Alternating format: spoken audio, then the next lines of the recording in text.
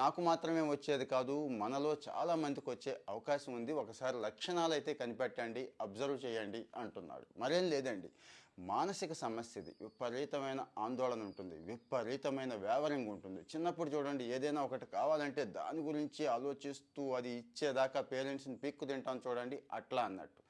ఈ పిల్లలు కానీ పెద్దవాళ్ళు కానీ ఏదైనా ఒక పనిలో పడితే ఇక పిచ్చిగా రిజల్ట్తో చూసుకోకుండా అదే పనిలో ఉంటారు అన్నట్టు. అలాగే ఏదైనా ఒకటి కావాలి అనుకుంటే దాని మీదే ఉంటుంది, ఇక ఎటు పోదు మనసు. అంటే విపరీతమైన ఆందోళన, విపరీతమైన యాంగ్జైటీ ఉంటుందండి. తేలిగ్గా తీసిపరేయడానికి లేదండి. ప్రతి 10 మందిలోనూ ఒకళ్ళిద్దరికి, ముఖ్యంగా మన ఇండియాలోనే ఈ సమస్య ఉంది అంటున్నారు.